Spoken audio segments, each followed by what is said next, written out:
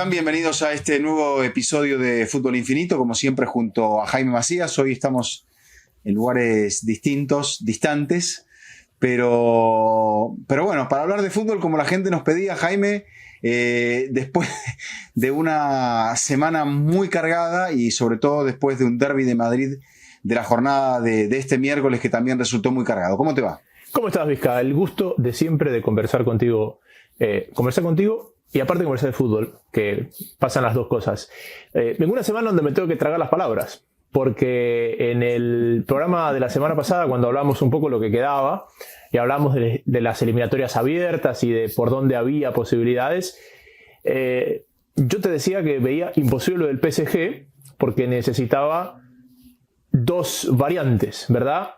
Uno, un descalabro de Liverpool, más allá de que yo te decía, el Liverpool no viene fino, no está fresco, está mucho más espeso de lo que venía estando, no es el Liverpool de antes, pero por ahí le va a alcanzar y le va a alcanzar en la Premier y esto de acá. Es más, creo que llegué a decir, ojo con el Newcastle, pensando que quizás ese era el frente donde más se podía enredar, más que pensando en el PSG.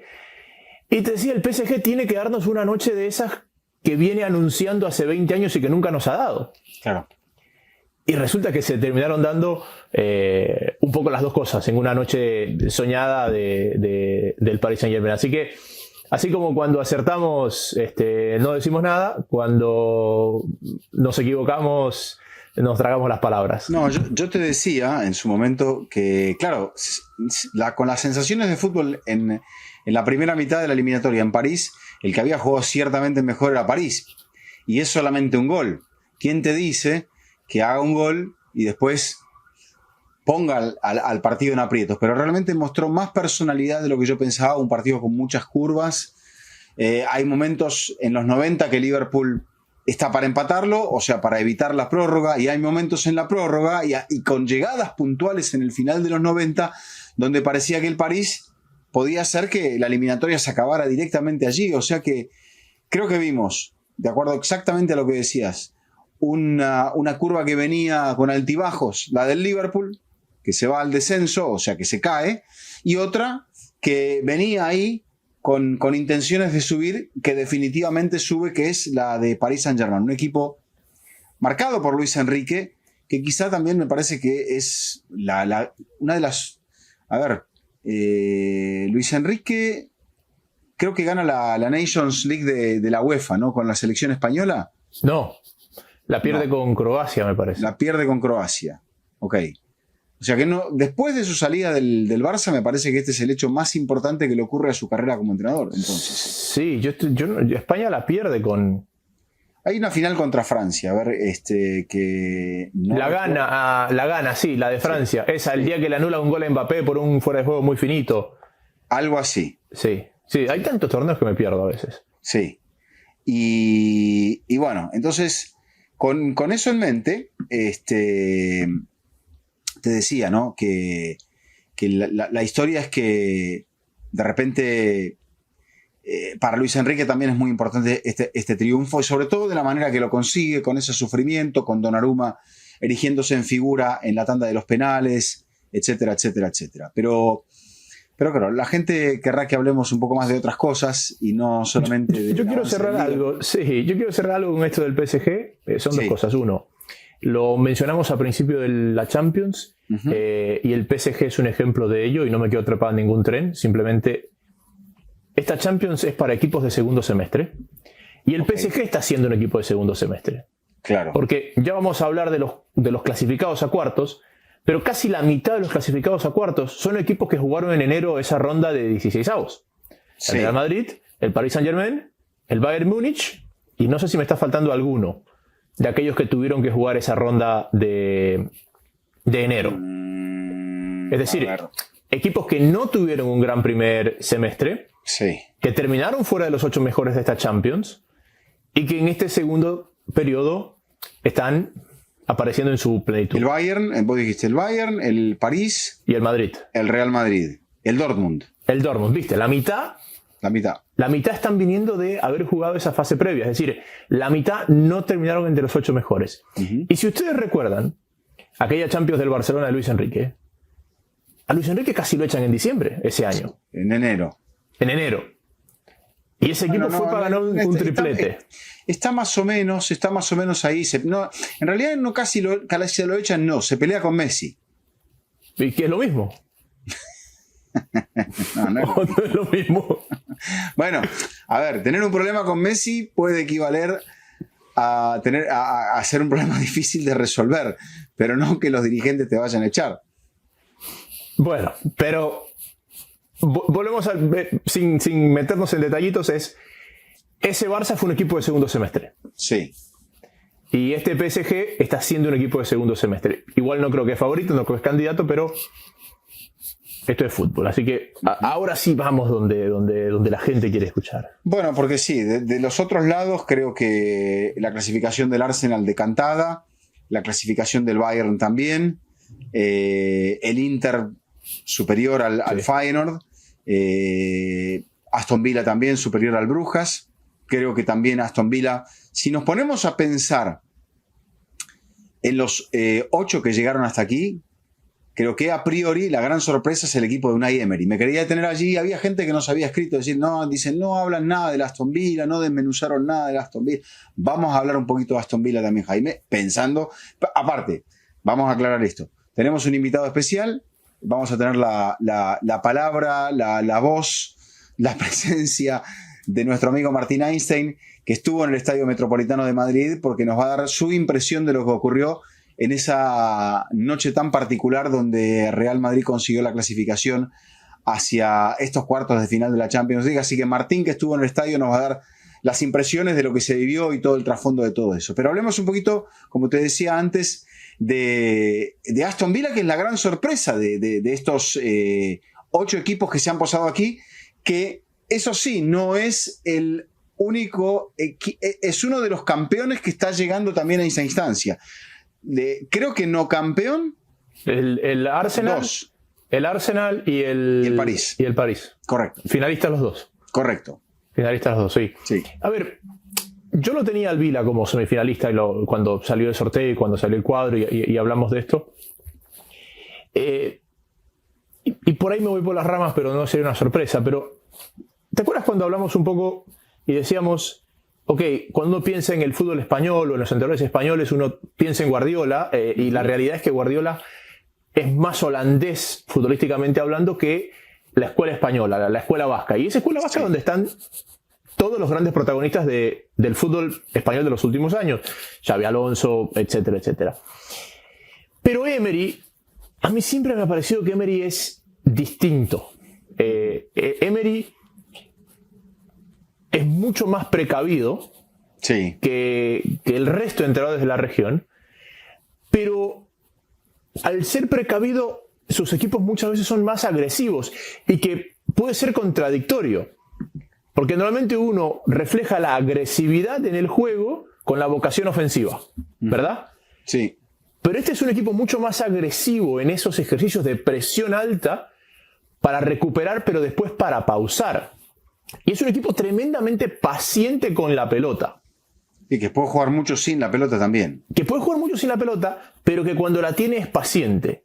Y que utiliza un recurso casi borrado del fútbol moderno, que es el juego en largo. Uh-huh. Y siento que eso lo hace a Emery distinto, que lo lleva a Emery a ser protagonista más en los mata-mata que en las ligas. Porque si te pones a ver, ese Sevilla con el cual él gana muchas Europa League, pocas veces termina llegando a Champions por la vía de la liga. Lo hace por haber ganado la Europa League. Entonces siento que ese momento de madurez de Emery, porque Emery viene siendo uno de los mejores entrenadores de Europa de los últimos años, con el plantel actual del Aston Villa, porque un equipo que es capaz de dar segundas oportunidades y que esos jugadores se reencuentren ante esas segundas oportunidades, es un plantel peligroso. Porque Rashford no jugó en el United de gratis. Jugó porque es un buen jugador y su ciclo cayó. Y lo estamos viendo con el Villa. Y Martínez. Y Asensio. Y los nombres propios que vas dando. Entonces, es como esa tormenta perfecta con la que nadie se quiere cruzar. Uh-huh. Sí, un equipo mañoso, un equipo difícil, un equipo que tiene un gran arquero. A todo esto también Dibu Martínez llegará a París, donde no será muy bien recibido, que digamos. Pero bueno, es fútbol, es parte de lo que indican los calendarios. También te digo algo más. Creo que para Dibu Martínez llegar a París, o que para Aston Villa poder llegar a París, es un gran logro, porque alcanzar los cuartos de final con un equipo que, por ejemplo, tenía que vender o se planteaba vender a un futbolista como John Duran o a Ollie Watkins en esta ventana, indica que las cuentas no estaban cerrando del todo bien, pero que asimismo se muestra como una opción, no sé quién, o sea, no sé, sí sé quién, pero cómo lo hace Monchi para repescar estos jugadores que están ahí sueltos, que están a la deriva, y que él logre convencer a los directores deportivos o que ya se han convencido de que en realidad se le cayeron en las manos dos frutas de oro, que una es Rashford, me dirás, bueno, había que trabajarla, sí, pero son de gran talento, y la otra es Asensio. Que vuelve a París también.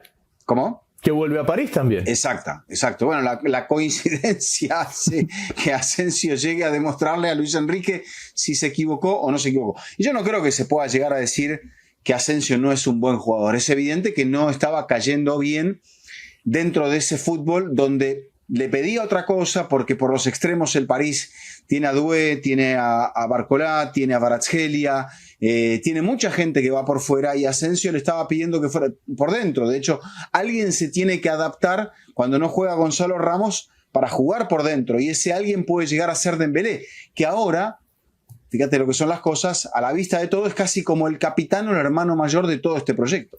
Sí, y que al final Emery también lo utiliza un poquito por el centro cuando no está Ollie Watkins. Es un falso 9, como bien le gusta esa escuela. Claro, porque cuando salió Watkins, es verdad que Rashford es el que más fue hacia el centro, pero no es que estaba fijo en el centro y Asensio fijo por fuera, sino que los dos terminaron alternando en esa posición. Entonces, me parece que ahí es donde he encontrado, pero es eso, es la metodología de Monchi, porque ¿qué es lo que hace un director deportivo de un equipo de estos de mitad alta de tabla, no candidato a los títulos? Esa es la constante búsqueda del plan A, plan B, plan C, plan C, plan D, de oportunidad de mercado. Porque son equipos que entienden que para mantenerse a flote van a tener que llevar jugadores al mercado, y si llevan jugadores al mercado van a necesitar reemplazos.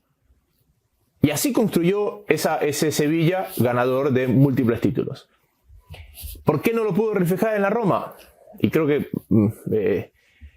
para que funcione esto, hoy más que nunca, dirección deportiva, dirección técnica y oficina tienen que estar en la misma página. Sí, de acuerdo.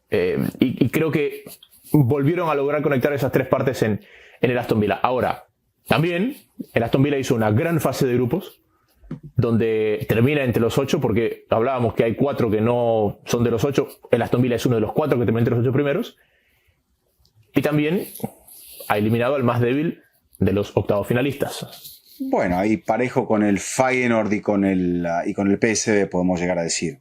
Alguien también dirá Benfica. Yo no creo que Benfica sea tan flojo como lo pintan, porque realmente se lo demostró al Barça. Yo no creo que tan flojo como lo pintan. Tocaremos un poquito del Barça, que la gente lo va a pedir. Es más, yo creo que el Benfica es más que el Dortmund y que el Lille. Lo que pasa es que esos jugaron entre ellos. Claro. Yo también pienso que Benfica es más que ellos. Pienso que Benfica tuvo momentos en los cuales no hizo hizo una muy buena fase de liga. Después sufre en el partido de la vuelta tras ganar la ida contra el Mónaco. Le cae mal la lesión de Ángel Di María, le cae mal la suspensión de Álvaro Carreras, y ahí es donde, bueno, también se encuentra con un Barça que está en un momento realmente extraordinario. Pero sí, en el Vila, para destacar la tarea de Rashford, la tarea de Mings, de Konsa, los dos marcadores centrales, y como decía, es un equipo que se apoya de Tielemans, de Madsen, que juega de lateral izquierdo, ex jugador del Dortmund.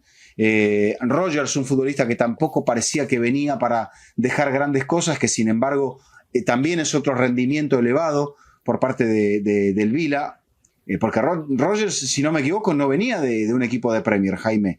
El caso de Ollie Watkins también, que como decíamos, Ollie Watkins es producto del Brentford, que también es un futbolista que venía del ascenso. Sí, venía del ascenso. Me dejaste con la duda de dónde venía Morgan Rogers. Sí, Pero fíjate que inclusive la presencia de Rodgers, bueno, al final no hay respuesta correcta. ¿Es la presencia de Rodgers la que mueve a McGinn al centro? Sí. ¿O es McGinn moviéndose al centro lo que promueve a Rodgers? Pero la verdad es que ha podido jugar, antes jugó en la izquierda, jugó en el doble pivot y ahora lo pone de media punta, porque Rodgers también, al no estar el jamaiquino Leon Bailey, correcto, entonces ahí es donde tiene que variar y donde no poder jugar de entrada Marco Asensio. Entonces ahí es donde Emery tiene que variar, y ya sabemos que Emery si bien es cierto, ha tenido contra el propio Paris Saint-Germain, ha tenido grandes fracasos, o con el París ha tenido grandes fracasos, también con otros equipos como el Villarreal ha dado grandes proezas en la Champions. Totalmente. Ha llegado a semifinales de la Champions con el Villarreal. Señor. Eliminado por el Bayern. Eliminado por el Bayern. Ese es el Bayern que termina... Ese Bayern gana. A ver, no gana. No gana. Espérate, estamos hablando de post-pandemia. Sí, es post-pandemia. Es post-pandemia. Ese Bayern... No, elimina al Bayern. No, él elimina al Bayern. Sí, elimina al Bayern de Nagelsmann. Sí. Elimina al Leipzig, elimina al Salzburg, elimina al Bayern y se queda en semis con el... ¿A quién le gana el City la final? Con el Inter. Sí, pero no, es el Inter al que elimina. A ver, vamos a ver. Este es el de 22-23, ¿correcto? No, porque en el 22 él ya llega a Aston Villa. Es 21-22. Al Liverpool. El Liverpool. Al Liverpool. Correcto, es el Liverpool, sí. El Liverpool que después pierde con el Real Madrid. Correcto. Sí, que el Liverpool que venía también. Hay algo coincidente porque estamos hablando de equipos. Por ejemplo, al desmenuzar, el Bayern viene bien en la Bundesliga.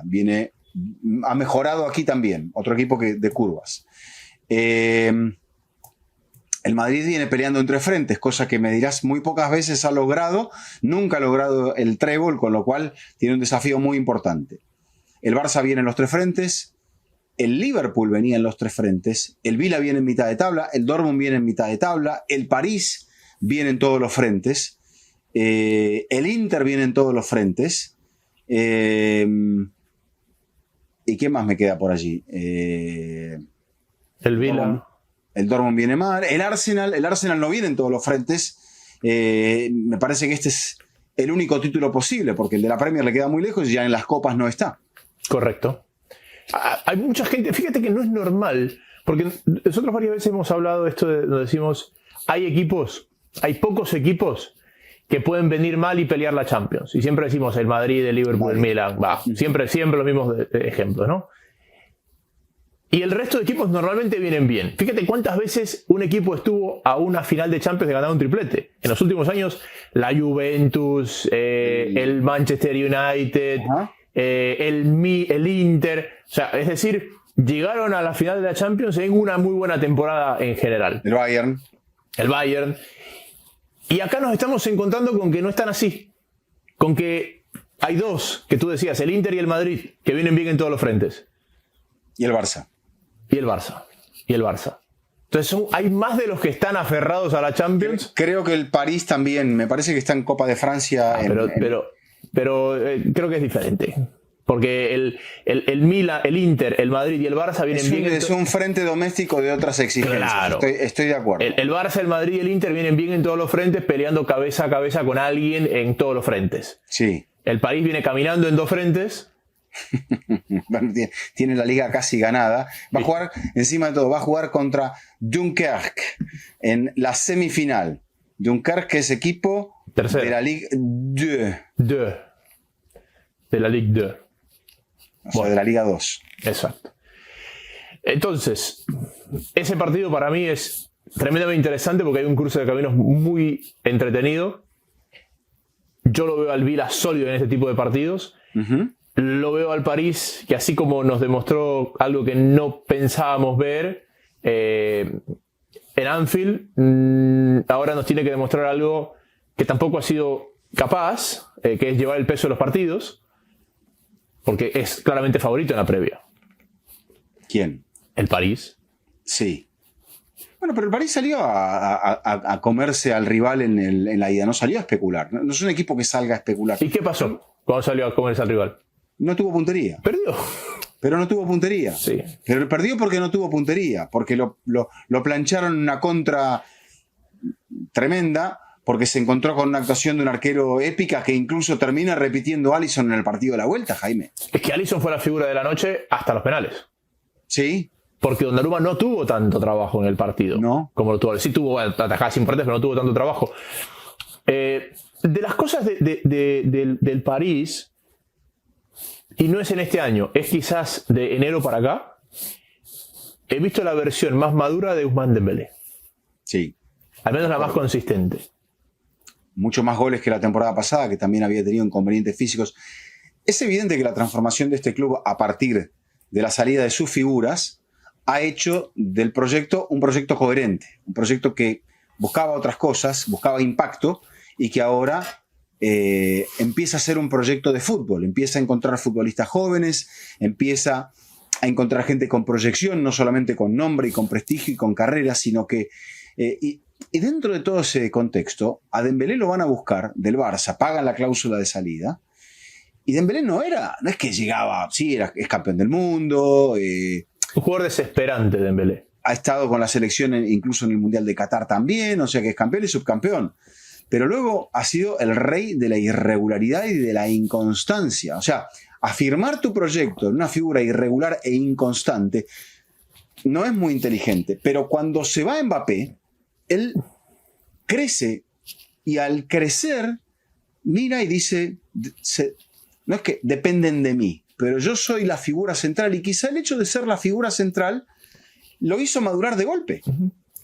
Hay gente que dice, Jaime, que él no es inmaduro, que en Barcelona no, o sea, se despistaba, pero que no lo hacía por una señal de, o sea, de que iba sobrado, de que no le importaba, sino que es más bien despistado, una persona que tiene la cabeza en su sitio, pero que es despistado. No, yo coincido. Y con lo cual le pasaban cosas absurdas y la gente decía, pero ¿por qué? Y es despistado. No, yo coincido porque una de los reportes, bueno, no sé si fue un reporte de scouting, pero cuando Dembélé ficha por el Barça, una persona que lo conocía, con la que, bueno, que conocía al entrenador que lo había dirigido, con la que pude conversar, decía que él jugaba por la banda donde estaba el banco técnico porque necesitaba redireccionarlo constantemente. Y es un tema de concentración o de despiste. Y Dembélé, cuando tú ves un poco su paso por el Barcelona, no era una jugada, por ejemplo, por poner un ejemplo, no estoy, tipo la de Cavani que erró bajo el arco, donde claramente le entró mal a la pelota. No, era de un tipo de jugada donde tú dices, ¿qué hizo? Uh-huh. No es que le entró mal, le pegó mal, le ejecutó mal, no, era simplemente decir, ¿qué quiso hacer? ¿A quién se la quiso dar? Sí. ¿Qué quiso? Y eso es algo que no está. Ahora, hacía una analogía de los super equipos, los clubes estado, uno podría decir, creo que son tres, al menos que han competido a este nivel, City, Chelsea y París. Uh-huh. Al Chelsea le tomó... No sé si Chelsea es un equipo estado, porque detrás de él había un millonario ruso y ahora hay un fondo de inversión, o sea que vos me decís que los millones del ruso pertenecían a otras personas ligadas al Estado ruso. No, lo que quise decir es estos equipos multimillonarios. Ajá. O sea, no hablemos del origen del dinero, sino hay tres equipos que rompieron los mercados. Que transformaron por la llegada de un capital muy fuerte de dinero. Extranjero. El Chelsea, el City y el París. Yo no sé si hay otro ejemplo que podamos hablarlo de esa magnitud. Al Chelsea le tomó, del proyecto Abramovich, le tomó 10 años ganar la Champions. Abramovich lo compra en el 2003 y sale campeón de la Champions en el 2012. El Manchester City le tomó casi lo mismo. Hay otra cosa. En la última vez que la Champions se jugó en Múnich, la ganó un equipo que la ganaba por primera vez. Y que era el que estamos hablando. Sí. El Chelsea. Ahora será lo mismo. Y la final se la ganó a un equipo de Múnich. Correcto. Sí. Después el City Le tomó casi lo mismo, ¿verdad? Porque el City es comprado en el 2008. No, 23, 15 años. 15 años le tomó al City. Y el París va un poco por ese tiempo. Es decir, creo que 2010 es la compra, ¿no? Es el año que llega, creo que es 11. 11. Sí, es el 11. ¿Es el 11 o el 12? Es el 11. Es el 11. Por ahí. Sí, es el 11. Bueno, hace una analogía de lo que les ha costado a estos clubes con grandes... ¿Por qué? Porque es más fácil... A ver, lo decíamos cuando salió campeón el City. Que es fácil decir, pero con esa cantidad de plata. A veces es más difícil construir de la nada que asentarte en cimientos más firmes como los de los equipos históricos. Sí, bueno, que lo diga el Forest, que lo diga el Vila, que me parece que son dos equipos grandes que les ha tomado mucho trabajo el poder regresar. Sí. Entonces, conclusión, hubo 2 remontadas, esta y la del Dortmund.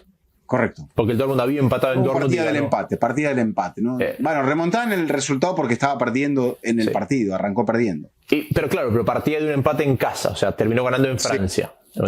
Partido neutro. Pero partido neutro. Bueno, está bien, partido neutro.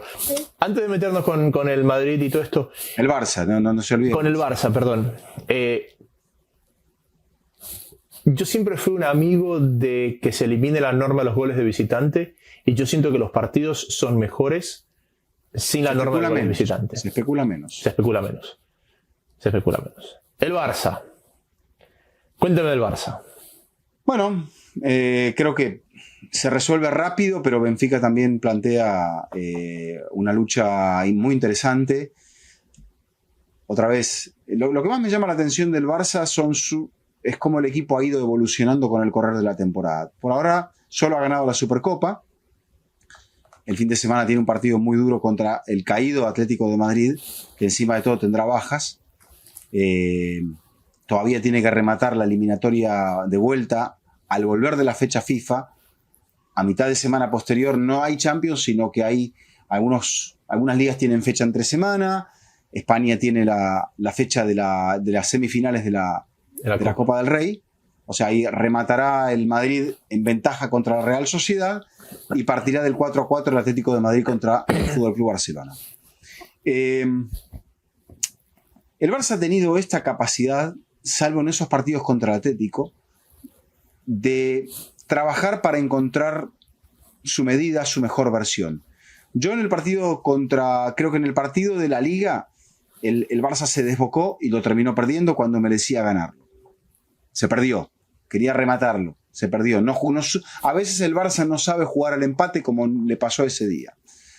Y en el caso de la Copa del Rey lo mismo, lo quería liquidar y se quedó sin piernas. Y al hacer mejor los cambios el Cholo Simeone, cosa que también vamos a hablar de lo que hizo en este partido el Cholo, que me parece que da mucho para opinar, casi tanto como la situación del penal. Pero bueno, vuelvo al Barça. El Barça, Flick es para mí, y no podemos nunca sacar de esa posibilidad de contendiente a Ancelotti, pero dentro del punto de donde parte el Barça y dónde está, aunque solamente haya ganado un título, creo que el trabajo y el mérito del trabajo de Hansi Flick es extraordinario. Ancelotti partió de ser campeón de todo, con lo cual... y le traen encima de todo a Kylian Mbappé, Jaime. Siempre tiene algunos problemitas que solucionar, varios problemas en la defensa del año pasado, en este caso también, pero creo que Ancelotti parte de una base ganadora, de una base con mística, y Flick venía de la nada, de un club desahuciado, casi al borde del desfalco, con unas situaciones para inscribir jugadores que, si él se pone a pensar en eso, dice: ¿a qué vine aquí? Por favor. Pero Flick se ve que necesitaba esto, necesitaba revitalizar su carrera, demostrar que aquello que consiguió con el Bayern en 2020 no fue una casualidad, sino que fue mérito de un gran entrenador que supo interpretar lo que los jugadores querían en ese momento. Y en este caso supo o ha sabido sacar lo mejor de estos futbolistas, hacerlos crecer y encontrar versiones más altas de la misma idea con la cual el Barça empezó, que parecía en un momento, Jaime, que se la habían descifrado totalmente. Y en ese aspecto comienza Casado la temporada, ahora está jugando de guión, encuentra a los centrales, el jovencísimo Cubarsí e Íñigo Martínez, uno muy joven, el otro veterano que parecía que ya no tenía cabida en este club, lo convence a Koundé de ser lateral, lo reflota Alejandro Balde, que venía de lesión, y empieza a mezclar las cartas en el medio. Lamine, ahora vemos, y ya lo empezamos a comparar con Messi. Y a Rafinha estamos diciendo que es candidato al Balón de Oro y es el mejor jugador brasileño del momento, cuando nadie daba un peso por Rafinha. Era un invento de Deco que se había llevado por hacerse unos pesitos al Barça, donde era director deportivo. Entonces, Lewandowski era un jugador arruinado, acabado. Y sin embargo, Flick, que ve por momentos, el achique lo va a descifrar todo el mundo, el achique ese se está por caer en cualquier momento, y todavía no se ha caído. Se cae. ¿No? Sí. A ver, tengo muchas cosas para preguntarte y para profundizar. Primero, una corrección, y me pegué un Dembélé de otra época cuando estaba escuchando el programa de la semana pasada. En algún momento le quité mérito a Flick y dije, ¿qué carajo quise decir? Porque fue una confusión. Lo que quería yo expresar es que como que dije, se entendió que dije, y no lo dije si escucha el programa, que había fracasado en el Bayern. Y lo que realmente quise decir es que por el contexto de ese vestuario pesado del Bayern y por el contexto pesado de la selección alemana, la realidad es que nunca habíamos visto al Flick entrenador. Porque ese entorno nunca le dejó poner sus ideas en un lienzo en blanco. Entró a gestionar un vestuario muy pesado, que la realidad es que son los mismos los del Bayern que la selección alemana, y eso es lo que quise expresar. Dicho esto, quizá en el Bayern era un poco más sencillo, porque en la selección, ¿qué van a pensar los jugadores de los otros clubes? Claro. El tipo está gestionando a los que dirigió en el Bayern. Sí, exacto. Hay muchas aristas de esto que acabas de decir. Primero, ¿es Laporta un presidente subestimado? Porque mira que el otro día que hablamos y tú me decías de Laporta y de Flick, me puse a buscar, ¿no? Cosas. Laporta trae a Frank Rijkaard. Correcto. ¿Ok? Primero lo trae a Ronaldinho. No, de los entrenadores. De los entrenadores. Laporta trae a Frank Rijkaard. ¿Sabés quién le marca a Rijkaard? Johan Cruyff. Está bien, perfecto. Sí, porque Cruyff siempre estaba pendiente. Y ojo que Cruyff y Rijkaard se habían peleado. Por eso. Sí, pero ahí él lo aprueba, dice es un buen entrenador. Y después le recomienda, cuando se cae el proyecto de Rijkaard, a Guardiola. Claro. Pero, a ver, Rijkaard y Cruyff se habían peleado. Por eso es que Rijkaard termina en el Milan. Se pelea en el Ajax y termina en el Milan. Sí. Si tú ves el currículum de Rijkaard, pre-Barcelona, venía de descender al Sparta Rotterdam por primera vez en su historia. Venía de no haber llegado a la final de la Eurocopa, donde Holanda o Países Bajos fueron anfitriones, con un equipazo. Y tenía un precontrato firmado para dirigir a las Antillas holandesas. Uh-huh. Y ahí es cuando lo llama el Barcelona. Y después Rijkaard, el equipo camina. Sí, con la venia de Johan Cruyff todo era más sencillo, pero tienes que tener los pantalones bien puestos para que en un momento de esa convulsión digas, este señor que viene a fracasar en todos lados es mi próximo entrenador. Y después, sí, también con la venia de Johan Cruyff, pero le da su primera oportunidad a Pep Guardiola. Uh-huh. Porque claro, hoy es el genio que puso a Guardiola, pero en el 2008, cuando el Barça se arrastraba, sí. ¿Cuántos ídolos hemos visto que les das el equipo y el equipo no camina?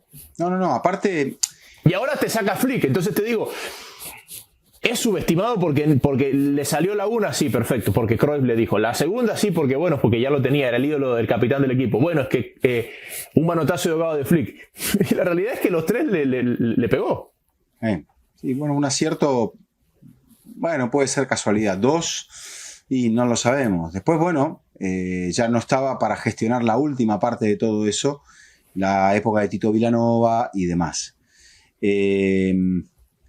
Pero digo esto porque hoy que está en este modo de hacer política que hay, la presión que existe para que yo no quede como el débil que es un poco el estigma de mucha gente, negociar desde un punto de debilidad.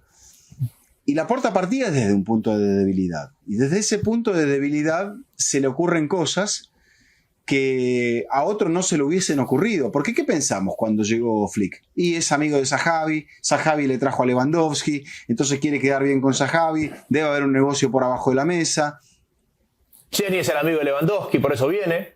Exacto, entonces sí, Lewandowski está queriendo poner, no se lleva bien con Xavi, entonces va a poner a alguien con el cual ya compartió vestuario en el Bayern, lo va a poder manejar mejor, vienen a llevarse bien entre ellos, una especie de retiro dorado, cumplió hace una semana Flick 60 años, ya está listo para irse, y sin embargo no, el hombre llegó con hambre, dicen también que llegó y tenía hasta estudiado a los jugadores del filial, o sea, del juvenil, no solamente los del filial, sino los del juvenil, no los del Barça B, sino los del tercer equipo del Barça. Y con eso ya todo el mundo dijo, acá hay un señor distinto, ¿no? Llegó con ínfulas a la sala de prensa, los periodistas se lo tuvieron que tragar, porque no habla ni catalán ni castellano, habla inglés. Entonces no le pueden entrar tan al ruedo porque no le pueden entrar por el lado semántico de lo que quiso decir o de que hubiese dicho. Entonces ya marcó una distancia a partir de eso. Y desde el primer momento marcó la senda de la victoria. Y el equipo, sí, por momentos es eso, es un equipo desbocado, un equipo que juega al filo de la navaja, pero que cuando todo sale, vamos a ver dónde termina la historia. Va muy bien. Y la otra cosa que te quería poner sobre la mesa es, yo no sé si es porque venimos de la época de Messi y de Cristiano, todavía vigentes los dos, que Lamine impresiona menos, pero es brutal. O sea, el segundo gol, el que engancha, ¿es el segundo o el tercero? El segundo, el que engancha hacia adentro y le pega zurda. Oye, es un gol de Prime Messi. Sí. O sea, es un gol que a los cracks post-Messi Cristiano, a Mbappé, a Vinicius, a Haaland, no se los ves. Es una copia en carbónico del gol de la Eurocopa. Sí, es una copia exactamente del gol de la Eurocopa. O sea, ya te empieza a repetir cosas este muchacho. Y hay algo que comentábamos con Fernando Palomo en la transmisión del partido. O sea, yo me puse a buscar cuál era el primer gol de Messi en Champions. Claro, Messi debutó un poquito después en la Champions, pero Messi ya tenía 18 años cuando marcó su primer gol. Y este chico, cuando todavía no tiene 18, ya ha marcado 3. El punto igualmente, como decíamos antes en la comparación, vamos a ver, lo que te va a encumbrar son los títulos. El fútbol es así, puedes haber hecho muy bien la tarea durante todo el tiempo, pero fallaste en ese examen final, se acabó todo. Pero ahí está. Como hay distintas facetas y distintos puntos desde donde medir algo que no es solamente el éxito, sino los logros, Flick propone eso. Y Lamine también nos propone eso. Es decir, ya está partiendo desde algo que es superior a lo de otros futbolistas que han sido brillantes. Pero como esta no es una carrera, o sea, no es algo por etapas, también es otra cosa. Ya es campeón de Europa con la selección. Y no en un rol menor, sino en un rol protagónico. Entonces, sí, estoy de acuerdo contigo, Jaime, lo hemos tomado como algo casual. Y quizá eso a él le haga bien, porque si no, ¿qué pasó con Messi? Enseguida, Maradona, es el sucesor de Maradona, es el nuevo. Y Messi no entró jamás en ninguna de esas cosas de ruido, dijo, yo voy por la mía. Miró para el costado, dice, acá hay un muchacho que me hace sombra, o él dice que yo le hago sombra a él. Me voy a poner a competir con él en lugar de empezar a competir con un mito del pasado. Y quizá eso fue lo mejor que le pasara. Sí. Lo otro es que también para el Barça y para España, si bien ese tipo de jugadores en la liga los hemos visto, nunca fue español. Te mentiría si te hablaría de, no sé, de Luis Suárez, el español, el Balón de Oro español. Bueno, porque no lo vi. Creo que la época de los Iniesta, todo lo que pasa es que ninguno ha sido ese punto de finalización. Exacto, o sea, España es Ramos, un jugador. Xavi, Iniesta, Puyol. Claro, España no ha tenido un jugador como Lamine, de esas características.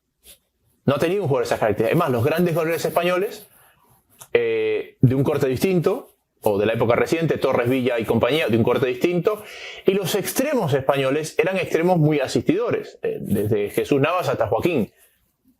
Pedro, mejor dicho. Pedro. Bueno, ahí está Pedri, alguien que se nos pasó totalmente por alto y que está demostrando que flor de jugador. Y ahí está el tema de la casualidad o la brillantez de Laporta. De repente se ha encontrado no es con un jugador, Jaime, con una generación de futbolistas que van a dar que hablar por lo que se ve.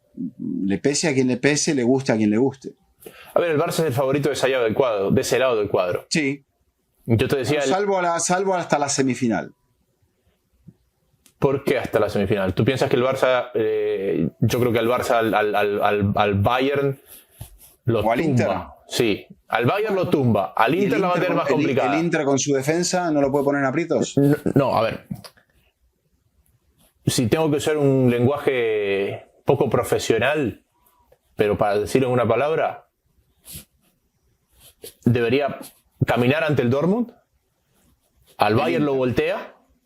El Barça. Al Barça. Al Bayern lo voltea y el Inter, ahí es donde lo pelea. Yo sigo pensando que es superior el Barça al Inter, pero creo que el Inter es el que le puede pelear.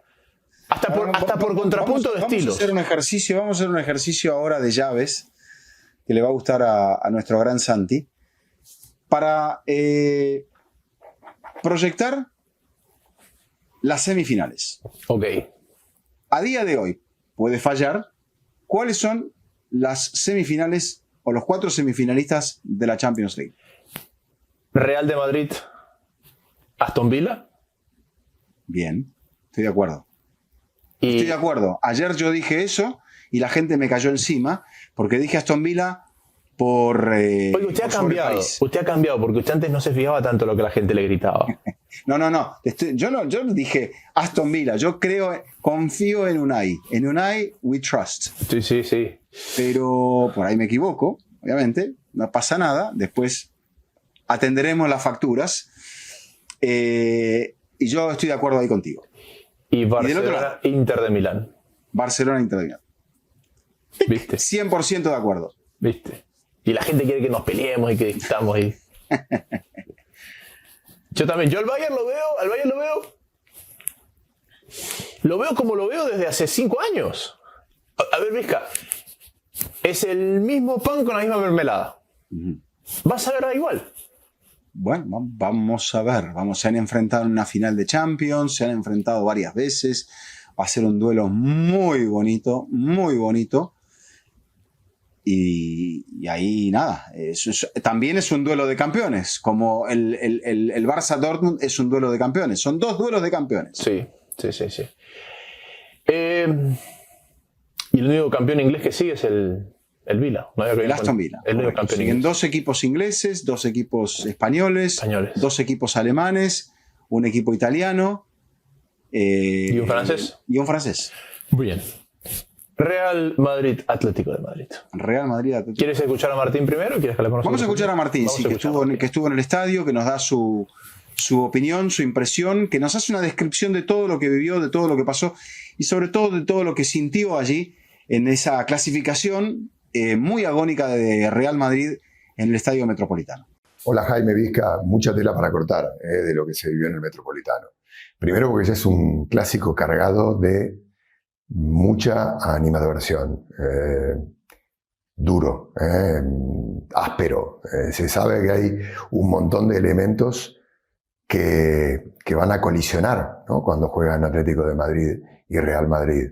No desde los entrenadores, que se llevan muy bien, pero sí desde Thibaut Courtois, desde Vinicius Junior, desde la guerra en redes sociales, mediática, que existe, que es reciente, entre Real Madrid y Atlético de Madrid, y con un Atleti que sabe, no en Champions, pero que tanto en Liga le ha jugado y le ha sacado puntos, le ha marcado goles, le ha hecho sufrir, y por el partido y por el equipo que tiene esta temporada, todo hacía prever que tenía la capacidad de eliminar al Real Madrid.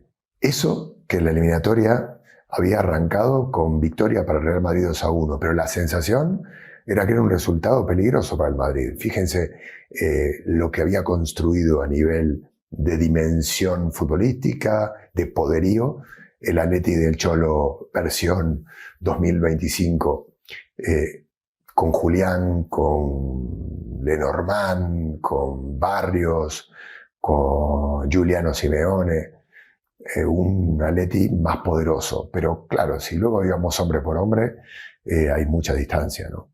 El Madrid tiene campeones del mundo, tiene campeones de Champions, tiene futbolistas que tienen un perfil y una perspectiva muy diferente, ¿no?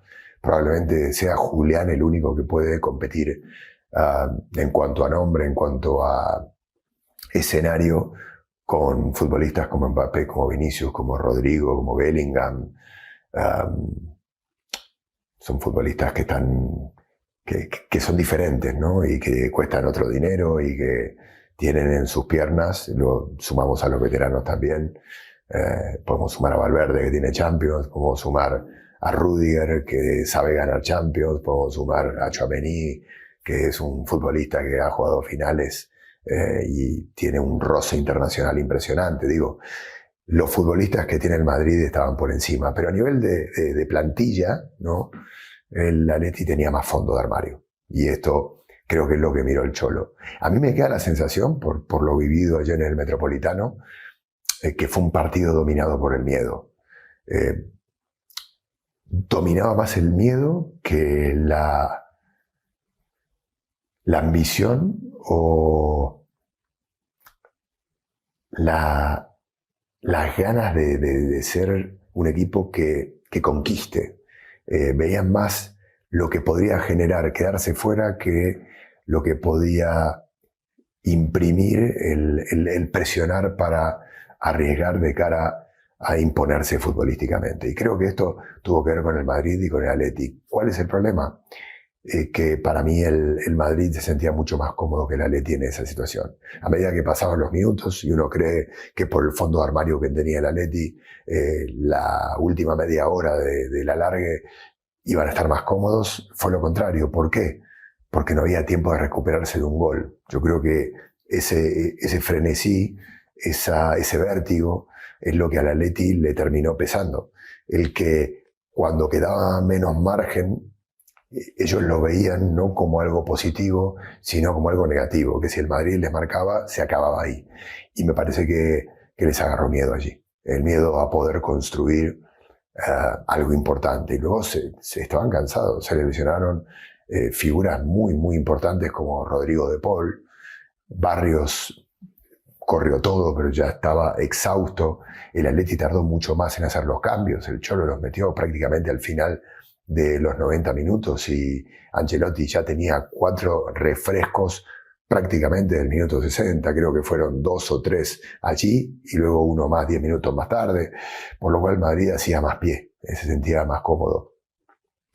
No quiero entrar en la polémica del penal, porque eso ya es otro cantar, pero me parece que a mí me hizo falta que el Atleti se arriesgara un poquito más, que fuera un poco más adelante. Del Madrid, claro, el Madrid quedó a deber, pero el Madrid, en realidad, esto históricamente no le genera ningún tipo de contradicción, ni de controversia, ni de problema. El Madrid puede jugar bien o mal, lo que importa es que gane. Y ayer no ganó, pero pasó, por lo cual eliminó al Atleti y está en cuartos de final.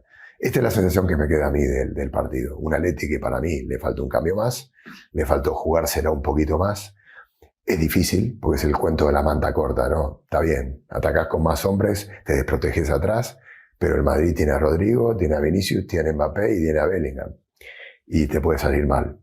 Bueno, terminar las jugadas, ser más preciso, tal vez cuando tenés más fuerza física y más oxígeno en la cabeza, intentar más cosas. Julián fue espectacular, es un delantero que tiene un futuro enorme en el Atleti y un presente maravilloso, pero con Julián no basta y me parece que Griezmann ya no está para jugar estos partidos. Se lo vi ayer. Era un futbolista que expuso mucho defensivamente a Atleti por las pérdidas y le faltaba una velocidad más. No me quiero extender, le mando un abrazo grande y así lo vi yo. Un saludo. Bien, muchísimas gracias a Martín. desde el Estadio Metropolitano con esa voz única que tiene Martín, admirada por todos, incluido Jürgen Klopp. Lo de Griezmann es un punto muy importante, Vizca, porque siento que el Atlético de un tiempo para acá se llenó de muchos jugadores que venían de vuelta y no que iban de ida. Y al final, si bien maneja muchas variantes, el Cholo normalmente agota los 5 cambios, maneja muy bien los 5 cambios. Claro, pero ya con esos 30 minutos de más, esos jugadores que te daban buenos 15, 20, ya los estás obligando a que te den buenos 50, 60.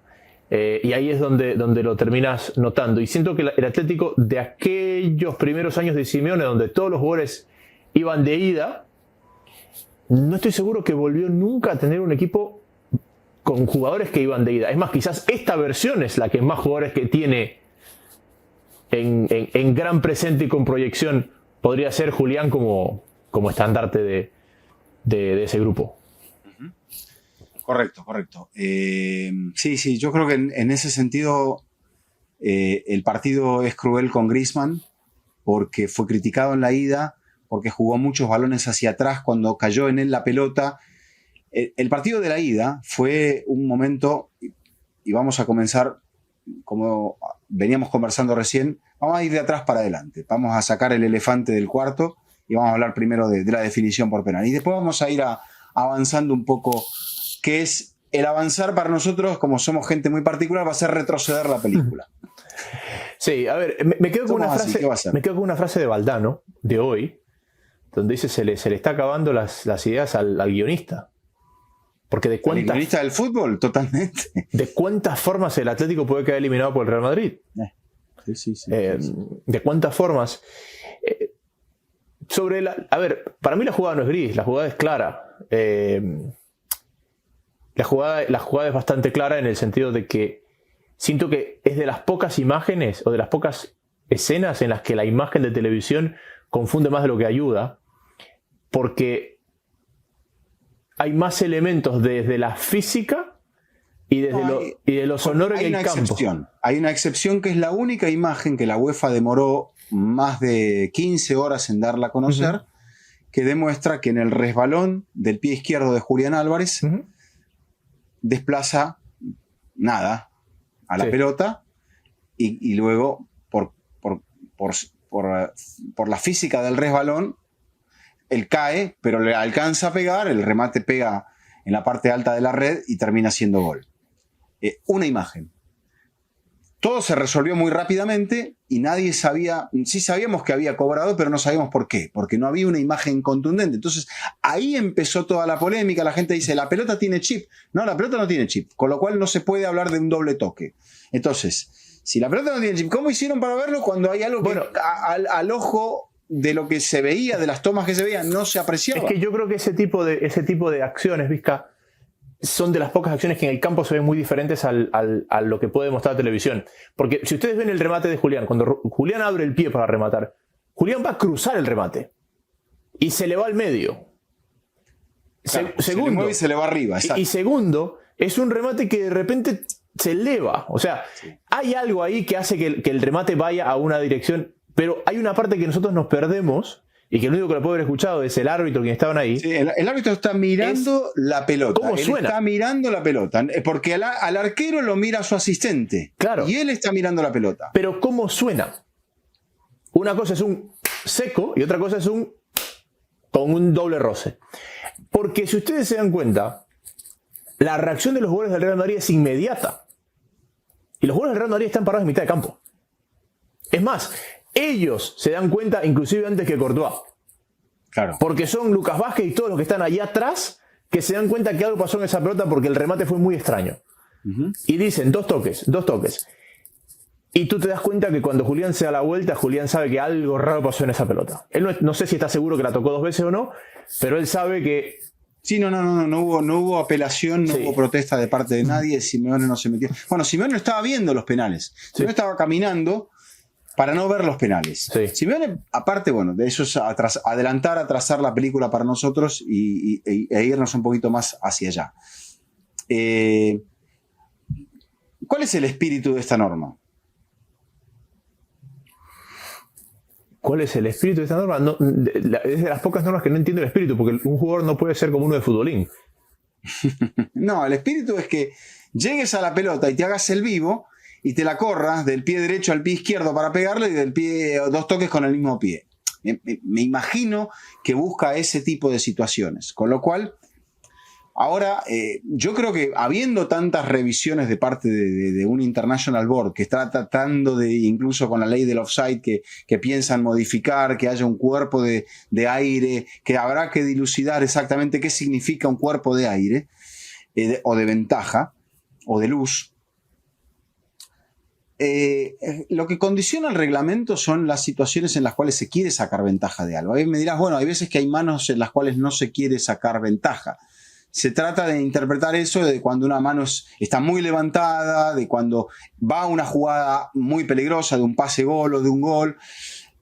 Esos son, digamos, los puntos en los cuales se juzga esta acción. Porque yo creo que a cualquiera que le hubiese tocado esto en contra de su equipo, te diría, y no se puede revisar esa norma. Te digo, yo acepto que me hubiera pasado si hubiera estado transmitido el partido. Yo te hubiera afirmado que cuando pasaba esto el penal se repetía. La norma es que no se repite. No, por eso. Yo te hubiera, si hacía de primera, yo te hubiera... No, es una infracción. Claro. En un partido normal arrancás con un indirecto desde el punto penal a favor del equipo que defiende. Totalmente. Yo hubiera, en mi subconsciente hubiera pensado que el penal se repite en una definición por penales. ¿Por qué? Porque hay ciertas normas que si te pones a pensar no son exactamente iguales para un penal que para una definición por penales. Claro. Sí. Porque no hay rebote, porque no hay segundo toque, porque no hay nada. Entonces yo hubiera creído, y es un error mío ahí, que en una definición por penales, si pasaba esto, el penal se repetía. Uh-huh. Que me parecería un poco lógico cuando es accidental. Es que ahí va el punto. O sea, ahora ya bueno, quieren cambiar la norma porque quieren favorecer no quieren que se favorezca a Real Madrid. Acá no se trata de favorecer a nadie, porque estamos hablando de algo que vive todo el mundo y de lo cual habla todo el mundo, que es como me decía Martín, acá tenemos dos situaciones. Tenemos la discusión más mediática, más instantánea, más pirotécnica, que es la norma, el toque, el penal. Y después la otra, de por qué se llegó a todo eso y de qué pudo haber hecho el Atlético de Madrid para evitar todo eso. Pero sacando esto, sí, es evidente que Julián no quiere sacar ventaja de un doble toque, que se ha resbalado, que el doble toque incluso le pudo haber hecho que él fallara el penal, sin embargo no lo hizo, pero ateniéndonos a la regla pura y dura, que es lo que los juristas generalmente dicen y los que interpretan el reglamento como una Biblia, dicen esto está mal y el árbitro actuó correctamente y eso es irreprochable, a día de hoy es irreprochable. Lo que sí, entender, ¿y qué ocurre cuando pasa un accidente como este? Y te van a decir, lo lamento, si te pasa, lo lamento, y si le pasa al otro rival, al otro equipo que se ve beneficiado, claro, que festeje. Si te pones a ver, es 1 en 1 millón.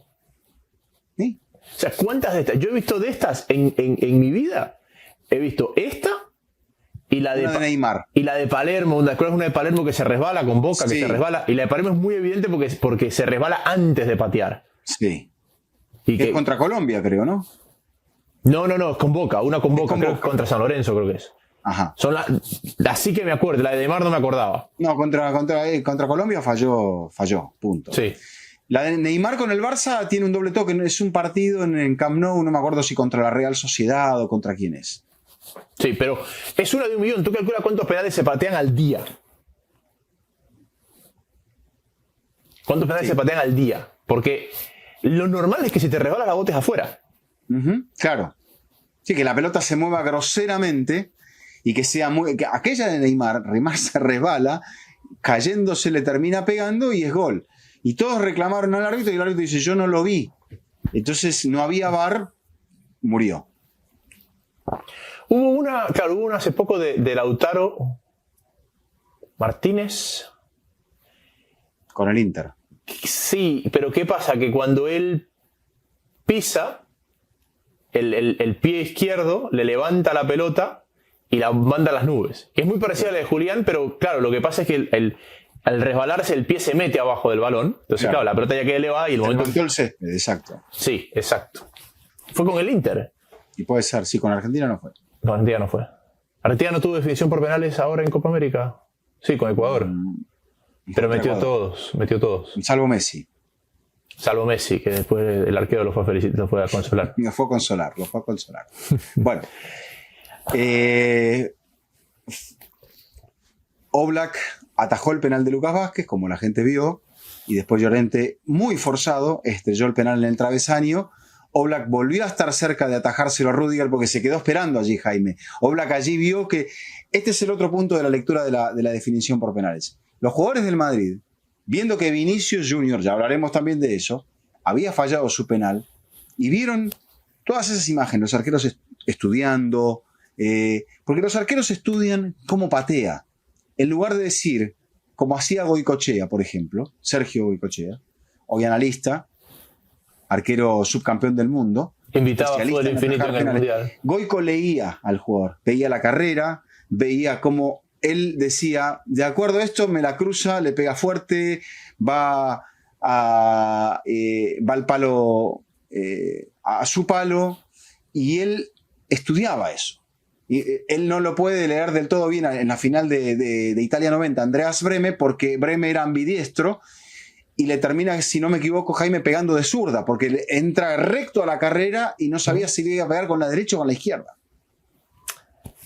Bueno. ¿Tú sabes cuántas tandas de penales ha ganado Oblak? Una. Creo que una, el día que debutó en Champions. El Inter, ¿no? Y contra el Inter ganó en la temporada pasada. Ok, dos entonces. Una del Leverkusen en el 2015 y esta. Bueno, está, entonces son ¿Sabes dos. cuántos penales ha atajado en definiciones contra el Real Madrid? Creo que fue el primero. Este fue el primero. Y ojo, tuvo una Champions, tuvo una de Supercopa. Sí. Ok. Con lo meticuloso que es el Cholo, con lo supersticioso que es, a mí me sorprende que no hayan metido un manotazo. ¿Por qué? Es mucho mejor que Oblak. Por ahí no. Pero mueve el tablero. O sea... Tenía ya los 6 cambios hechos. Sí, obviamente. Ya no lo podía meter cuando entró No, porque Azpilicueta. selecciona a Reinildo. E incluso lee la posibilidad de Reinildo haciendo un cambio en los 90. En los 90 lo saca Lenglet, que lo coloca Lenormand. Entonces, con eso tenía una ventana todavía disponible. Sabía que Reinildo estaba tocado. Reinildo no aguanta más. Y ahí lo tiene que meter a Azpilicueta. Claro, y tiene que meterlo a Azpilicueta. Y Azpilicueta lo pone por experiencia, porque ganó la Champions, por señorío. Un poco lo que decía Martín, ¿no? Como hay jugadores allí que, en la comparación, salvo Griezmann, De Paul, los campeones del mundo de Argentina, no hay gente con ese pedigrí como sí sobra en Real Madrid. Y eso también pesó. Porque Bellingham va a la opuesta, Mbappé va a la opuesta de todo lo que se pensaba de ellos, y eso que han fallado penales en esta temporada, que hicieron que Vinicius terminara pateando el penal en el minuto 70. Entonces ahí hay un mérito muy grande de la gente de Real Madrid por esas correcciones de un arquero que se te agranda cada vez más en la definición, y que hace que Llorente tenga que pegar un tiro en el travesaño y que también se produzca el otro fallo. Es que si Llorente no... O sea, si el remate de Llorente no pega en el palo, lo ataja Courtois. O sea, Courtois no llega a esa pelota porque va fuera del arco. Sí, pero él había ido a ese lado. No sé si llegaba tan alto, Jaime. No creo que llegara al travesaño desde el... No, porque él no va abajo en ese penal. Es como que va a media altura. Pero de ahí a por más largo que sea, de la media altura de él hasta el travesaño todavía te quedan 20 centímetros. A ver, 10. La realidad a veces, y digo, cuando nos encontramos con este tipo de escenarios, hay una parte de mí que lo quiere desmenuzar como lo estamos haciendo, y hay otra parte de mí que siente que repetimos un discurso de algo que cada vez que se cruzan pasa. Uh-huh. Y no sé si te da la sensación de eso. De que cuando encontramos los porqués, terminan siendo muy parecidos a los porqués de la Supercopa, a los porqués de las Champions anteriores, termina siendo todo muy parecido y que me cuesta encontrar una razón para entender por qué la próxima vez va a ser distinta. ¿Por qué la próxima vez va a ser distinta? Porque el guión de este partido es muy similar al de los anteriores cruces en eliminaciones directas de las copas, de las supercopas, de las Champions. O sea, es la sexta eliminación del Atlético de Madrid en manos del Real Madrid. Pero creo que es aquella a doble partido donde más cerca está de poder ganarlo. A doble partido. Porque la final es a partido único, como dirían los italianos, a partido seco. La Supercopa también lo fue así. En la Supercopa de 2018 termina ganando el Atlético en un partido en la prórroga. O sea, fíjate eso. Yo creo que quizá eso, el Cholo festejó el hecho de llegar a los penales. Y si bien es cierto, había sufrido para poder llegar a los penales, hubo momentos del partido en los cuales el Atlético estuvo más cerca del gol. El Atlético termina, si se quiere, con, salvo la jugada del penal y alguna que otra en el final del partido, Jaime, el Atlético es el que tiene mayor cantidad de disparos, el Atlético es el que acaba por generar. Voy a repasar ahora el dato de los expected goals, ahora estoy abriéndolo, pero en un momento, y después del penal, que me decía un colega de ESPN, el penal da 0,76 de expected goal. Fallado o hecho, ¿no? 0,76. Y sacando el penal es 1,36 del Atlético de Madrid contra 1,15. O sea, lo único que registra es aproximadamente un 0,40 de posibilidades de marcar de acuerdo a los expected goals en la vuelta Real Madrid. O sea, la única gran oportunidad que tiene es la del penal, que iba a ser una gran oportunidad si Lenglet lo dejaba pasar a Mbappé. Exacto, sí, porque ese sí es un expected goal real, porque el penal sí evita una oportunidad. Pero no está ligado a una cosa a la otra, porque no se iba a computar el remate. Porque por ahí haces un penal tonto en el vértice del área y haces un penal sí, con pero el jugador entrando a marcar. No te lo digo desde la estadística, te lo digo que realmente era una oportunidad. Claro, porque equivalía a eso. No es que fue una mano en el borde del área, no es que fue un penal contra la línea de fuera, no, fue un penal donde realmente iba a haber un remate. Era un penal donde iba a haber un remate. Iba a haber un remate. A veces me cuesta. A ver, siento que una de las principales virtudes del Atlético de Madrid y de la llegada de Simeone al Atlético de Madrid fue su capacidad de adaptabilidad. Y el otro día hablábamos de este nuevo fútbol, ¿verdad?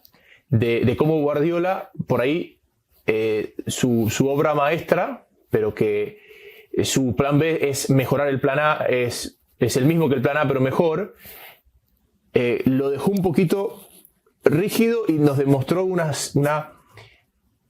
poca adaptabilidad. Y cuando tú ves lo que acabas de hablar de Flick, lo que hemos hablado de Emery, lo que hemos hablado de los entrenadores que están presentes en esta instancia, y yo siento que, por ejemplo, estamos en un momento donde Simeone, contemporáneo con Guardiola, estamos hablando de un tema de edad y de vigencia como entrenadores, por momentos le pasa lo mismo. Al uno por una idea totalmente distinta, pero totalmente rígida, y a este exactamente por una idea contraria, pero también rígida. Porque ¿qué es lo que tiene Emery? Emery tiene minutos sin pelota donde su equipo podría ser Atlético de Madrid si le ponemos camiseta rojiblanca. Y tiene minutos con pelota donde podría ser el Barça de Flick si le ponemos una camiseta blaugrana. Y en cualquiera de las dos se siente cómodo e interpreta sus equipos en qué momento deben ser cuál. Y eso podemos hablar de el PSG. Yo no creo que eso podemos hablar de Liverpool, por ejemplo. Más allá de que hoy funciona. Eso podemos hablar del Madrid de Ancelotti. Y siento que en dos extremos del estilo, el ¿por qué ha pasado esto en el Atlético y por qué ha pasado esto en el City? Tiene que ver con lo mismo, con una incapacidad de adaptar a un fútbol que hoy te juega 4 partidos dentro de uno mismo. Claro. Yo lo veo algo en el triunfo de Ancelotti. Todavía, como decíamos antes, no sabemos cómo va a terminar la temporada. Veo el triunfo de un entrenador que está del lado del jugador, siendo el que toma las decisiones y tomando decisiones difíciles la gran mayoría de las veces, y muchas veces yendo en contra del jugador, pero sin ponérselo en contra al jugador. Salvo que sea Endrick.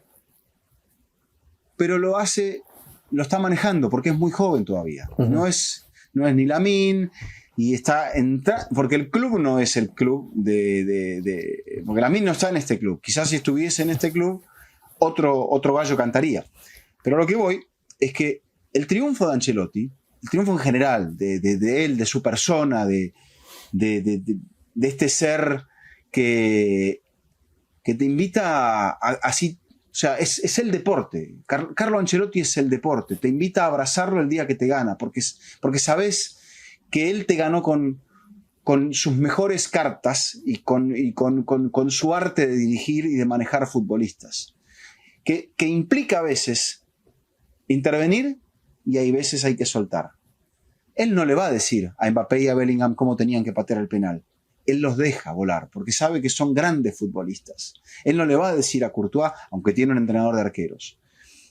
Él no le va a decir a Asensio cómo cerrar en una jugada, aunque le va a dar un consejo, le va a decir, cuidado, no seas súper agresivo, por eso te quiero ir llevando de a poco.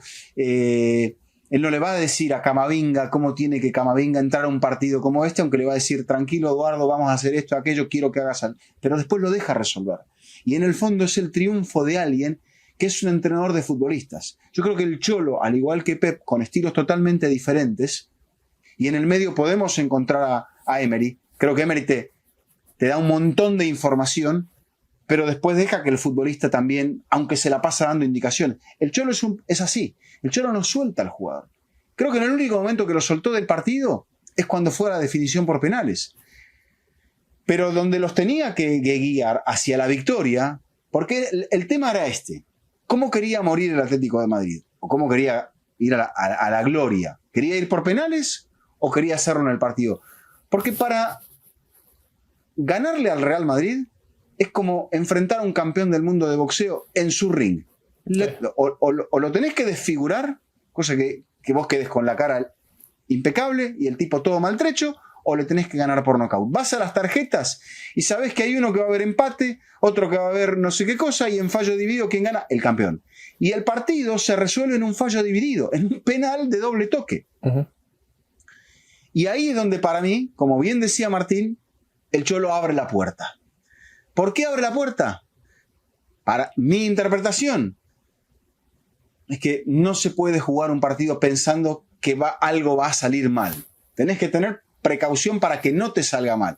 Pero si pensás que vas a evitar moverte para ir a buscar algo bueno y no depender de las tarjetas fatídicas del boxeo, entonces te va a ir por esta vía. Vas a tirar la moneda y vas a decir, ojalá que salga de mi lado, ojalá que... Y la moneda está en el aire. No lo podés controlar en el momento que va en el aire. No, y es exacto. Mira, no puedes haberlo descrito mejor, no puedes haber hecho un mejor símil, y encontramos esa conexión Guardiola-Simeone, que es la rigidez o el no soltar al jugador. Y Capello dijo que Pep hubiese ganado más Champions si hubiese sido menos arrogante. Bueno, es que claro, porque robotizas al jugador. ¿Y quién nos está demostrando? Un par de señores, Ancelotti quizás a la cabeza, el que le da la libertad de decidir al jugador. Ahora, ¿por qué Simeone se volvió un entrenador que controla tanto al jugador? Guardiola siempre lo fue. Pero que no se malinterprete lo que voy a decir, pero cuando uno hablaba, y lo hemos conversado varias veces, aquel Atlético del 14, 15, 16 era un equipo muy inteligente, que decidía bien, y yo siento que Simeone nunca logró volver a armar un equipo con esa capacidad de decisión. Entonces quizá este, pero ya claro, este es el primer año de este modelo, pero ya está atado. Entonces él me parece que va atando al jugador, porque se da cuenta que el jugador empieza a decidir mal. Porque si uno ve lo que fue del 18 al 22, el equipo tenía casi jugadores que cometían errores infantiles, expulsiones tontas. Sí, sí, sí. Exacto. Entonces, claro, él vuelve y dice... Salvo la temporada donde sale campeón con los goles de Suárez, que arrancó muy bien y después terminó ahí medio con el aceite justo. Bueno, creo que este era un equipo para que el Atlético se ilusionara, y eso es también uno de los puntos crueles para la gente del Atlético de Madrid, que había una ilusión y ahora todo pende de un hilo. Al Atlético creo que también, Jaime, y ahí está la gestión de Simeone. El Atlético ya llega condicionado al partido a partir de que lo pierde en la ida, pierde contra Getafe, primera derrota contra Pepe Bordalás, entonces llega a este partido al cabo de 2 derrotas. Entonces llega ahí, con las justas. Sabe que el fin de semana va a jugar contra el Barça. Sabe que después tiene que jugar su segundo partido después de la fecha FIFA, va a ser contra el Barça y le tiene que ganar. Y que si lo gana, después se cruza con el Real Madrid de nuevo. Ahí tendrá la posibilidad de la revancha si es que ese momento, en este caso, existe. Exactamente, porque por ahí no llega la revancha. Por ahí este golpe por es ahí tan es doble fuerte. O nada. Claro, este golpe es tan fuerte que ya el equipo no se levanta ahora y después queda condicionado para todo el resto de la campaña. Sería duro, pero así es el fútbol. Es todo tan frágil y como decía Valdano, siempre aparece un argumento más porque si hay algo que hace tan apasionante a este deporte es justamente la infinidad de cosas que puede ocurrir. Pero esta no la veo venir nadie. No. Absolutamente no. Yendo al partido, Vinicius, por ejemplo, se hundió. ¿Qué hace Ancelotti? Lo saca del partido. Se hundió Vinicius. Lo sacó muy tarde, quizá, demasiado, para meter a Endrick en 10 minutos testimoniales. Pero todos los cambios de Ancelotti dieron un impacto en el partido. Salvo, bueno, tiene la mala fortuna de que Lucas Vázquez falla el penal, pero todos dan una buena contribución. Todos hacen que ese Madrid, una vez que llegaron los cambios, fuese mejor que el que había comenzado. Sí. Si me preguntás por una figura del Madrid, te diría que a mí en la transmisión se me pasó Courtois, por lo que paró, y Valverde, por lo que hizo. Porque Bellingham tuvo, en un partido de 120 minutos, tuvo momentos buenos y momentos malos. Mbappé tuvo momentos malos y momentos buenos. Vinicius, lo dicho. Rodrigo tampoco fue el partido de Rodrigo. El partido de Tchouaméni tampoco fue bueno. El partido de Modric tampoco fue bueno. De los de la defensa hubo de cal y de arena. Y Rudiger por ahí termina metiendo el último penal. Rudiger tiene un buen partido. Eso te lo puedo aceptar. ¿Te acuerdas que la semana pasada Pero ahí, ¿de qué estamos hablando? ¿De Courtois? De Rudiger y de Valverde. Bueno, Valverde que empezó de lateral y terminó jugando en el medio. Es que eso te iba a decir. ¿Te acuerdas que la semana pasada me preguntabas y decíamos quiénes son los mejores jugadores del Real Madrid esta temporada, en el total de la temporada? Y decíamos Courtois y Valverde. ¿Y quiénes fueron los mejores? Lo estás diciendo tú. Bueno, Rudiger lo subamos a la lista, pero los dos de siempre, que son los que sostienen la estantería. Va a cambiar al Cholo los cambios no le ayudan. Demoró quizá mucho en sacarlo a Griezmann. Demoró en los cambios pensando que el partido se iba a ir largo y que quería llegar fresco a ese. Pero en el momento que saca gente, había gente que ya está totalmente agotada y que tuvo la poca fortuna de que los que entraron, sobre todo Sorloth, Correa, Elino, no generaron algo más que los que aquellos a los que habían Molina, a los que habían reemplazado. Sí. Azpilicueta, Lenormand. Y volvemos al punto donde nos quedamos en el cierre del programa pasado. Madrid y Barcelona son los grandes favoritos a ganar esta Champions. Ahora sí. Ahora sí. ¿Será que finalmente ese famoso clásico en final? Porque se puede. ¿te acuerdas que hubo 3 o 4 años, uno de esos la que era en Múnich, que los dos llegaron a semis y que los eliminaron? El año 2012-2013 sí, ambos. Creo que 2011-2012 también. Claro. Porque el Bayern elimina al Madrid, correcto. Sí. Y el Chelsea elimina al Barça. Y el año siguiente, el Dortmund elimina al Madrid y el Bayern elimina al Barça. El Bayern elimina al Barça. Era el Bayern de Tito, que ya estaba enfermo, Tito Vilanova. Sí. Entonces son 2 años seguidos en los que Barça y Madrid llegan a semis por caminos separados. Y es más, la de París del 2000, el Madrid, llegan los 2 a semis por caminos separados, el Madrid sí avanza. Valencia, correcto. Y el Valencia elimina al Barcelona. Por eso es la final Valencia-Real Madrid. Valencia-Real Madrid. Real Madrid. No sé si hay otro. No, porque ya creo que antes ya no había dos clasificados. Bueno, en la época Champions sí, pero ninguno de los dos había llegado tan lejos como para poder pensar en una final.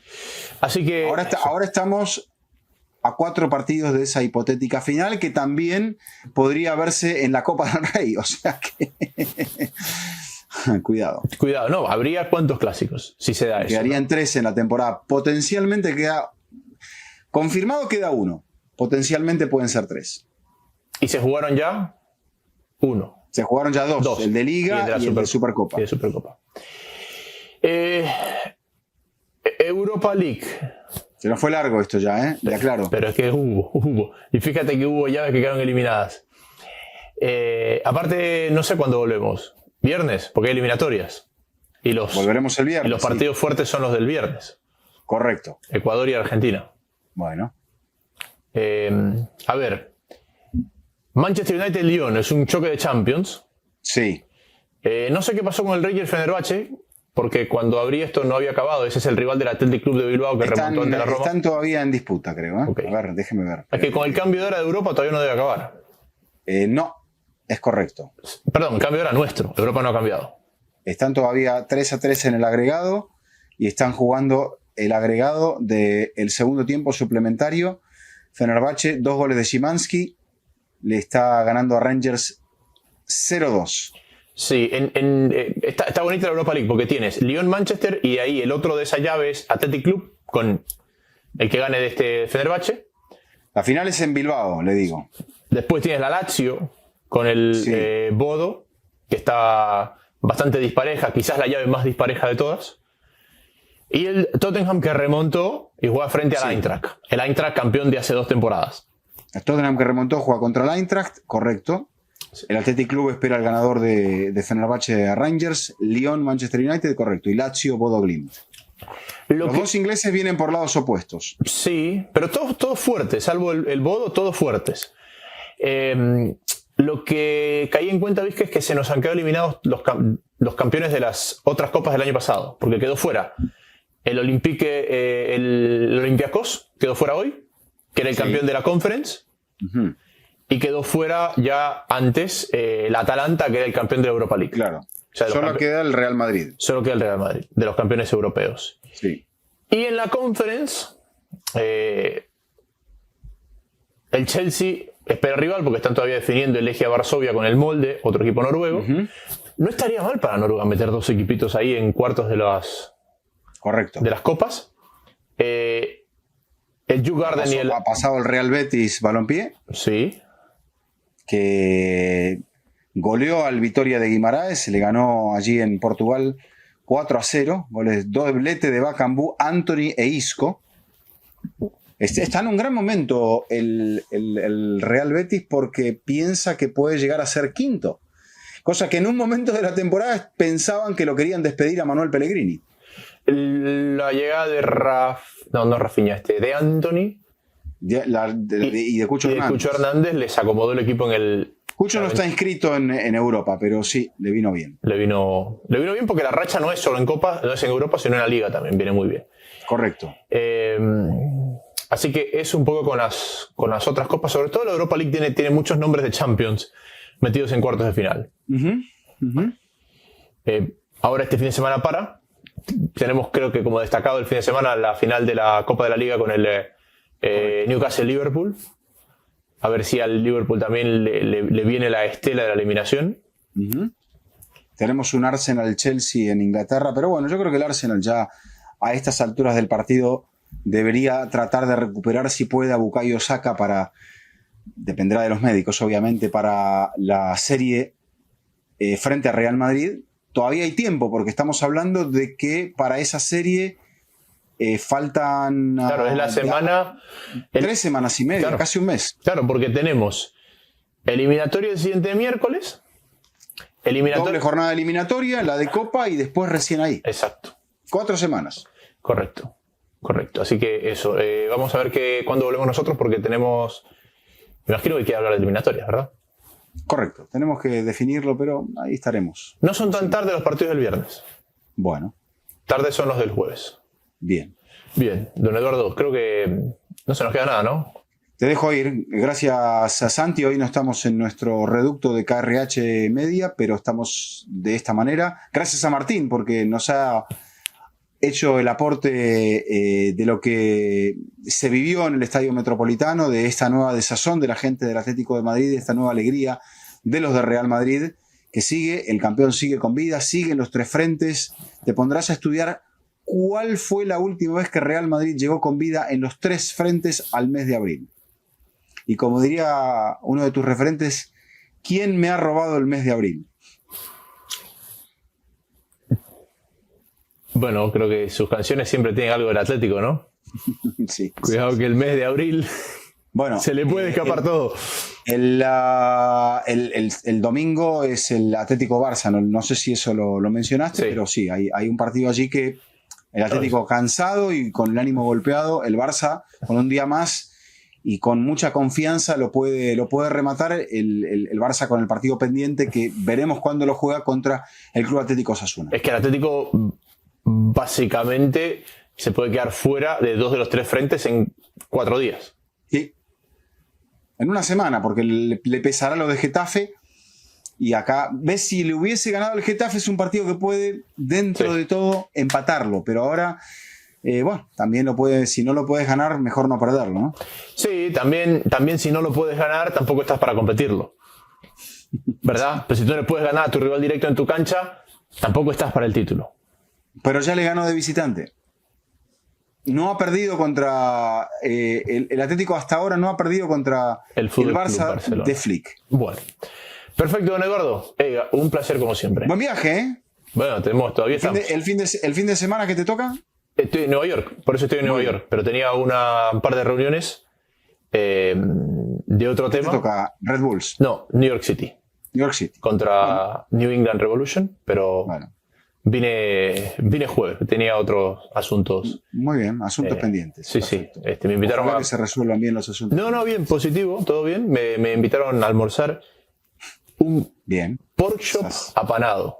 Zafaste de pagar un almuerzo, entonces. Y el café a la tarde también. Bien. La patrona contenta. Gracias, Jaime. Don Eduardo, un placer. Este ha sido un nuevo episodio de Fútbol Infinito y será hasta la próxima. Hola, ¿cómo están? Soy Carmen Boquín. ¿Te gusta todo el contenido de Red del Fútbol? Bueno, te invito a que te suscribas, actives las notificaciones y así no te perdás nada de todo lo que te traemos. ¡Chao!